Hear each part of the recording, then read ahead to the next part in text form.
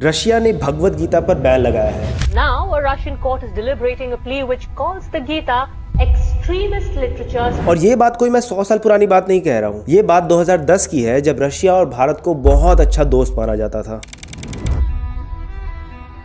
और रशिया और भारत को तो ऑल वेदर फ्रेंड्स कहते हैं। फ्रेंडशिप बियॉन्ड डिप्लोमेसी जैसी बड़ी बड़ी बातें होती हैं, पर इन बड़ी बड़ी बातों में ये बात छुपाई जाती है कि 1970 में रशिया ने हिंदुओं पर कितना जुल्म ढाया है, जब रशिया में राम नाम जापने पर जेल में डाल दिया जाता था। रशिया के विष्णु भक्त लोगों को फिश ऑयल में सना ब्रेड दिया जाता था। लेकिन रशिया के हिंदू भी कुछ कम नहीं थे। जब रशियन अथॉरिटी ने उनसे उनका जाप माला छीना तो उन हिंदुओं ने ब्रेड के टुकड़ों को धागों में पिरोकर जाप माला बनाया। जब उनसे भगवद गीता छीना गया तो उन लोग ने गीता के पन्नों को फाड़कर मार्क्स और स्टालिन के बुक के अंदर छिपाकर दूसरे हिंदुओं तक गीता पहुंचाई। जब संत कीर्तन पर बैन लगाया गया तो इन रशियन हिंदुओं ने अंडरग्राउंड सीक्रेट सोसाइटीज बनाई। और ये हिंदू तो बस अपना धर्म फॉलो कर रहे थे, अपना फेथ फॉलो कर रहे थे। तो फिर रशियन अथॉरिटी के साथ साथ Russian secret service agency KGB तक इनको प्रताड़ित करने में क्यों लगी हुई थी। और आज हाल ये है कि इन सब के उलट रशिया के कृष्ण भक्त पूरे सोशल मीडिया पर छाए हुए हैं। क्रिएटर्स रशिया के हिंदू राष्ट्र होने तक की बात कह रहे हैं।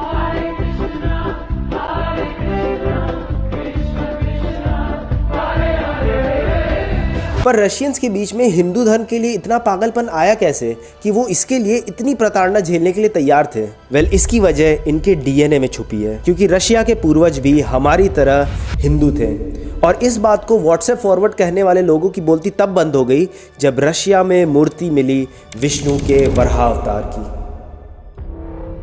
जब हम हिंदुइज्म इन अफ्रीका वाली वीडियो पर रिसर्च कर रहे थे तो एक अजीब सी रिपोर्ट हमारे हाथ लगी। रशिया के एक एक्सकेवेशन की ये रिपोर्ट बहुत इंट्रिगिंग थी, पर it was not useful for the research on Africa. लेकिन कुछ दिन पहले वो रिपोर्ट फिर मेरे सामने आई। ऐसा लग रहा था मानो it wanted my attention. Doctor Kojevin Russia के एक छोटे से शहर स्त्राया मैना में सन 2000 से ही एक्सकेवेशन कर रहे थे। वहां पर उन्हें 10th सेंचुरी की बहुत सारे आर्टिफैक्ट्स मिले, पर 2007 का एक मूर्ति रशियन हिस्टोरियंस और आर्कियोलॉजिस्ट की अंडरस्टैंडिंग को झकझोर देने वाला था। उन्हें एक 5 फुट की ह्यूमनॉइड मूर्ति मिली जिसका बॉडी इंसानों का था पर हेड था एक वाइल्ड बोर का। वराह अवतार के 10th सेंचुरी की ये मूर्ति को भारत से इतना दूर कौन लेके गया था और क्यों लेके गया? क्या अफ्रीका की तरह रशिया का भी सनातन सभ्यता से कोई पौराणिक कनेक्शन है? इसका उत्तर जानने के लिए हमें आज के समय के रशिया में हिंदू प्रेजेंस से रिसर्च स्टार्ट करना होगा। और रूस और सनातन धर्म का नाम साथ आते ही एक ही ऑर्गेनाइजेशन का नाम दिमाग में आता है।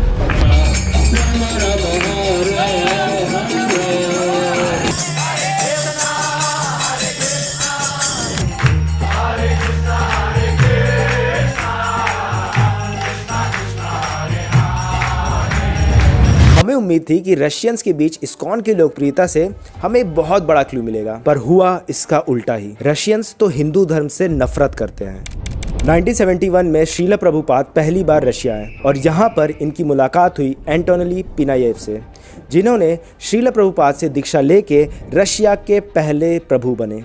पर इन सारी गतिविधि पर गिद्ध जैसी नज़र थी रशियन खुफिया एजेंसी केजीबी की, क्योंकि केजीबी के लिए इस्कॉन एक अमेरिकन संस्थान था और कोल्ड वॉर एरा की वजह से ये एक बड़ा सस्पिशन था। इसके बाद वही हुआ जिसका केजीबी को डर था। इस्कॉन रशिया में फैलने लगा, जिससे केजीबी को यकीन हो गया कि ये CIA का काम है। 1970-80 का सोवियत रशिया कम्युनिस्ट विचारधारा पे चलने वाला एक कोल्ड, नास्तिक, materialistic, non social, non empathetic सी सोसाइटी थी। बिल्कुल निर्जीव, बेजान और बेरंग सी सोसाइटी। पर इस्कॉन की टीचिंग, संकीर्तन, डांस, भजन इस बेरंग और निर्जीव सोसाइटी के बिल्कुल विपरीत था, जिसने रशिया के इंटेलेक्चुअल लोग जैसे कि engineers, physicians, artist and musicians को तेजी से अट्रैक्ट किया और इस्कॉन जल्द ही पॉपुलर होने लगा। पर इससे 3 संस्थाओं को बहुत तकलीफ हो रही थी: कम्युनिस्ट सरकार, ऑर्थोडॉक्स क्रिश्चियंस और रेडिकल इस्लामिस्ट। कम्युनिस्ट सरकार रशिया के लिए 3 बड़ा खतरा मानती थी: वेस्टर्न कल्चर, पॉप म्यूजिक और हरे कृष्णा। क्रिश्चियंस और इस्लामिस्ट एक हिंदू बुत परस्ती करने वाले रिलीजन को रूस में नहीं चाहते थे और इन वजह से केजीबी ने इस्कॉन डिवोटी पर भारी प्रताड़ना स्टार्ट कर दिया। हरे कृष्णा पर प्रतिबंध लगाया गया, पब्लिक प्रीचिंग और चैंटिंग को बैन कर दिया गया, जिससे इस्कॉन एक अंडरग्राउंड ऑर्गेनाइजेशन में तब्दील हो गया। इस्कॉन के बुक्स को बैन किया जाने लगा और उसके ट्रांसलेशंस पर रोक लगा दिया गया। कोई भी इस्कॉन डिवोटी मिलता था तो केजीबी उसे पागल खाना भेज देती थी। पर इस पर भी इस्कॉन श्रद्धालु हार नहीं माने। चोरी छुपकर लोग अपने घर में ही कीर्तन करने लगे और वहां एकत्रित होने लगे। अपने माला और चोटी को छुपा कर रखते, चोरी छुपे तुलसी माला को हाथ से ही पिरोते और अन्य श्रद्धालुओं को देते। श्रीला प्रभुपाद के बुक बैन होने की वजह से अर्मेनिया के इस्कॉन से अर्मेनियन भाषा के इस्कॉन बुक्स को किसी तरह स्मगल करते थे और फिर श्रद्धालु चोरी छुपे उसे रशियन में ट्रांसलेट करते थे। फिर इन बुक्स के पन्नों को फाड़ फाड़ कर स्टालिन और मार्क्स के बुक्स के पन्नों के बीच छुपाकर दूसरे शहर में भेजा जाता था और फिर उस सिटी के श्रद्धालु इन सारे पेजेस को जोड़ते थे, उनकी कॉपीज बना के डिवोटीज के बीच बांटते थे। और केजीबी भी लगातार इस अंडरग्राउंड नेटवर्क को तोड़ने में लगी रहती थी। अगर इस्कॉन का कोई गुरु या हाई पोस्ट वाला श्रद्धालु मिल जाए तो उसे वो दूर सर्बिया के ठंडे एरिया वाले पागल खाने में भेज देती थी, जहां पर टेम्परेचर -50 डिग्री सेल्सियस तक चला जाता था। ऐसे ही 23 वर्ष के दो तेज तरार श्रद्धालु थे, सरकिस और गागिक, जो ड्रग एडिक्ट्स हुआ करते थे। पर कृष्ण के शरण में आने के बाद न सिर्फ उन्होंने ड्रग्स छोड़ा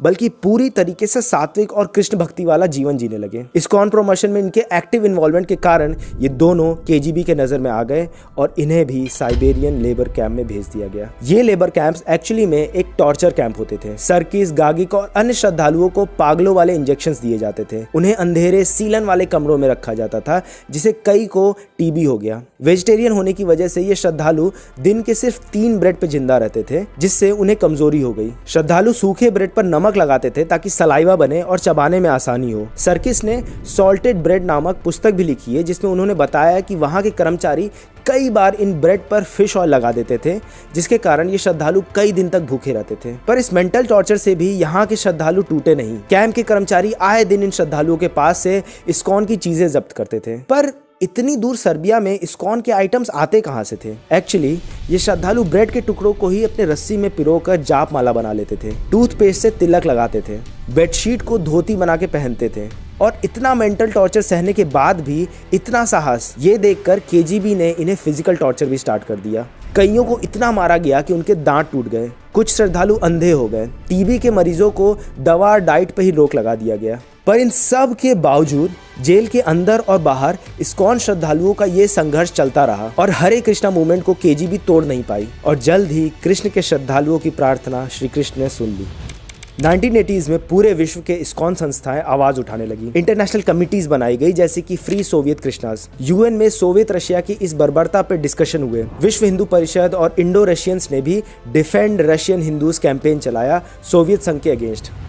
प्रहलाद दास, जो उस समय एक बालक अवस्था में थे, उन्होंने द कृष्णा किड्स नामक एक म्यूजिक बैंड बनाया और सोवियत रशिया का कृष्ण भक्तों के प्रति दुर्व्यवहार पर EMI रिकॉर्ड्स, जो उस समय विश्व का सबसे बड़ा रिकॉर्ड कंपनी थी, उसके साथ free the Soviet Krishna's album release किया।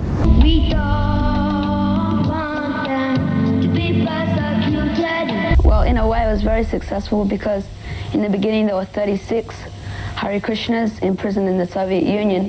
Now there are only 5. इस एल्बम के सक्सेस ने सोवियत प्रेसिडेंट मिखाइल गोर्बाचेव पर बहुत इंटरनेशनल प्रेशर डाला गया और सोवियत यूनियन टूटने से 2 साल पहले 1989 में सभी हरे कृष्णा डिवोटीज को रिलीज कर दिया गया और मॉस्कॉन को ऑफिशियली रजिस्टर किया गया। यानी अब कृष्ण भक्त खुले में चैंटिंग कर सकते हैं। पर आखिर कब तक? सिर्फ 6 साल बाद ही रशियन ऑर्थोडॉक्स चर्च ने इस्कॉन को फॉल्स रिलीजन घोषित कर दिया और गवर्नमेंट पर प्रेशर बनाने लगी। और 1997 में रशियन गवर्नमेंट ने एक बिल पास किया, जिससे उसने रशिया के ट्रेडिशनल रिलीजन की लिस्ट निकाली, यानी कि क्रिश्चियनिटी, बुद्धिज़्म, इस्लाम और जुडाइज़्म। हिंदुइज्म और इस्कॉन को इसमें जगह नहीं दी गई। यानी अब रूस की सरकार उसे फॉरेन रिलीजन ट्रीट करेगी, मतलब ना बराबर का अधिकार, ना बराबर लीगल सपोर्ट, जिसका रिजल्ट दिखा 2004 में, जब मॉस्को की एक मंदिर को डिमोलिश कर दिया गया। रूस में ये खींचतान चलती रही, जिसमें एक तरफ इस्कॉन और उसके कृष्ण भक्त, तो दूसरी तरफ रशिया की सरकार और ROC जैसे क्रिश्चियन और इस्लामिस्ट विचारधारा वाली ऑर्गेनाइजेशंस, जो रशिया में हिंदू मंदिर बनने के इस्कॉन के प्रोजेक्ट्स को रोकने में ना सिर्फ सफल रहे, बल्कि भगवद गीता को भी बैन किया।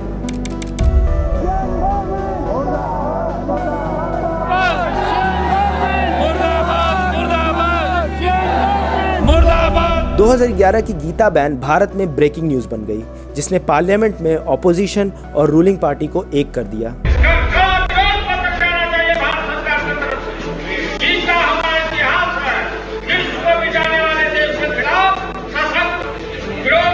और रशियन गवर्नमेंट के अगेंस्ट एक पॉलिटिकल और डिप्लोमेटिक फ्रंट खोल दिया। इस न्यूज को 600 पब्लिकेशंस ने कवर किया और इंटरनेशनल प्रेशर का असर हुआ कि 1 साल बाद कोर्ट्स ने इस बैन को हटा लिया। ये खींचतान चलती रही, कभी बैन कभी फाइट बैक। इससे इस्कॉन को लेके मुझे रिस्पेक्ट तो बढ़ा, पर मेरे प्रश्न का उत्तर इस्कॉन के पास भी नहीं था कि रूस और भारत के एंसेस्टर्स कैसे सेम हैं, या ये क्लेम बस एक व्हाट्सएप फॉरवर्ड है, क्योंकि इस्कॉन से पहले हिंदुइज्म का रूस में कोई ट्रेस नहीं था। लेकिन तब प्रधानमंत्री मोदी की ये स्टेटमेंट हमारे टीम को मिली, जिसने हमें मध्यकालीन में रहने वाले हिंदू रशियन लोगों से जोड़ दिया।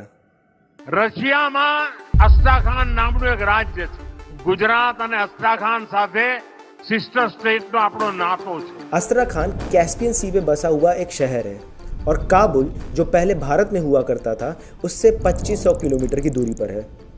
सी पे होने के कारण ये पोर्ट टाउन भी है जिससे हिंदूज ट्रेड किया करते थे। स्टीफन फ्रेडरिक डेल ने अपनी पुस्तक Indian merchants and European trade में बताया है कि 17th-18th सेंचुरी में बड़ी संख्या में गुजराती और मारवाड़ी मर्चेंट्स अस्ट्राखान में मौजूद थे। इन हिंदुओं के उस समय के Russian king Peter the great से इतने अच्छे संबंध थे कि हिंदुओं को पूरे अस्ट्राखान में सबसे कम ट्रेडिंग रेंट और टैरिफ देना पड़ता था। रशियन अथॉरिटी और हिंदुओं ने यहाँ पर हाउस ऑफ इंडिया भी स्टैब्लिश किया था, जिसे कुछ साल पहले नरेंद्र मोदी ने विजिट किया। यहाँ रह रहे हिंदू ट्रेडर्स इतने सक्सेसफुल थे कि लोकल टाटर मुस्लिम महिलाओं ने मारवाड़ी, सिंधी और मुल्तानी हिंदुओं के साथ घर बसाया, जिनके बच्चे हिंदू टाटर या अग्रीजियन टाटर कहलाने लगे। और इनके नाम भी हिंदू और रशियन का एक यूनिक मिक्सचर हुआ करता था, जैसे कि सबरा मोहन दासोव, तालाराम अलीम चंदोव, रामदास डुजासेव। इन इंडियन हिंदूज और टाटर हिंदूज की इंपॉर्टेंस की वजह से अस्ट्राखान में 1746 में एक मंदिर भी हुआ करता था, जिसकी देखभाल 12 साधु किया करते थे। लेकिन ये सब 17th-18th सेंचुरी की बात है। इन बातों से ये नहीं कहा जा सकता कि रशियंस और भारतीय के पूर्वज सेम थे। तो हमने सोचा कि अगर रशिया में भारत का एविडेंस नहीं मिल रहा है, तो क्यों ना भारत में रशिया का एविडेंस खोजा जाए। और इस वजह से हमें ऋग्वेद का ये श्लोक मिला।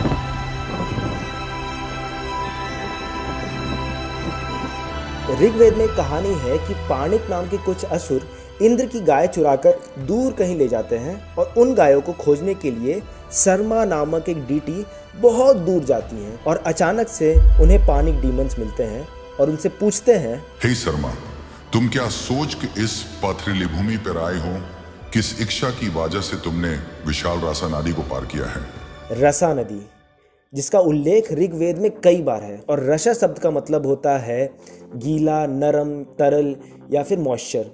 अब जरा ध्यान दीजिएगा, ग्रीक भाषा में भी यूरोप की एक विशाल नदी को ओरसा या आरसा कहा गया है, और ये नदी है रशिया की विशाल वोल्गा नदी।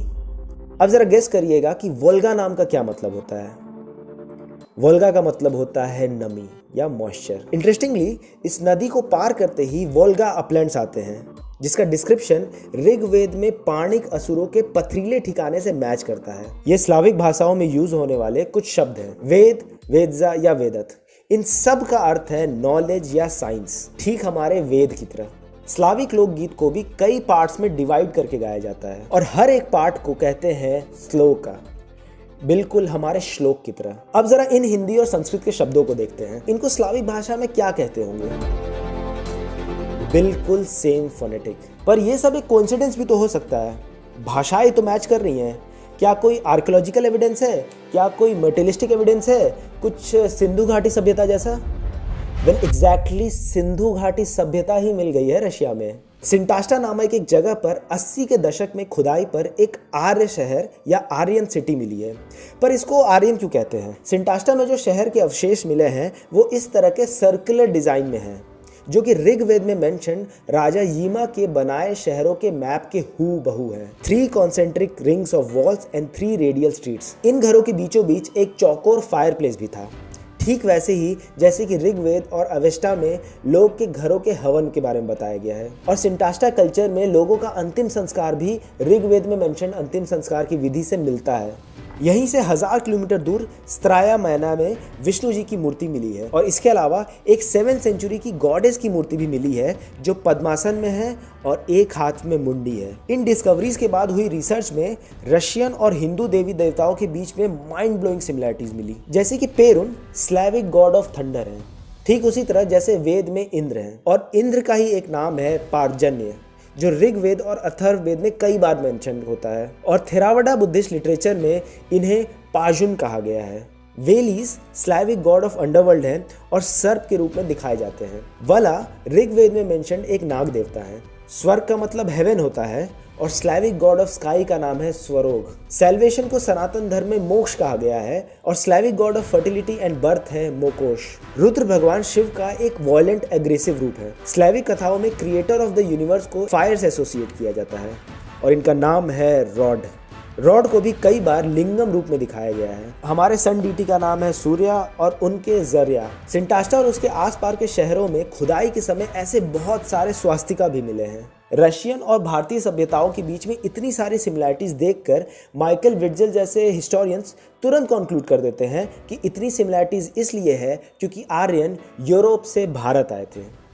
पर इसका उल्टा भी तो हो सकता है। क्या पता आर्यंस भारत से यूरोप गए हों, क्योंकि ऋग्वेद का इतिहास तो सिंटास्टा से पहले का है। आर्यन कहाँ से आए और कहाँ को गए, इसका उत्तर ऋग्वेद में मेंशन एक बैटल से मिल सकता है, द बैटल ऑफ 10 किंग्स, जो सिंटास्टा से 500 साल पहले हुआ था। इस बैटल में 10 राजाओं की एक कॉन्फेडरेशन की लड़ाई हुई थी भरत ट्राइब से, जिसमें भरत ट्राइब को जीत मिली थी। 10 राजाओं के हार के बाद इन 10 ट्राइब्स को वेस्ट की तरफ माइग्रेट करना पड़ा। कुछ सेंट्रल एशिया चले गए, कुछ पर्शिया और कुछ यूरोप, पर इनमें से ही एक ट्राइब को अफ्रीका माइग्रेट होना पड़ा और आज उनके अफ्रीकी वंशज क्रिश्चियन होने के बावजूद खुद को प्रभु श्री राम का वंशज मानते हैं और अपने बच्चों को रामायण का पाठ पढ़ाते हैं। देखिए इस वीडियो में।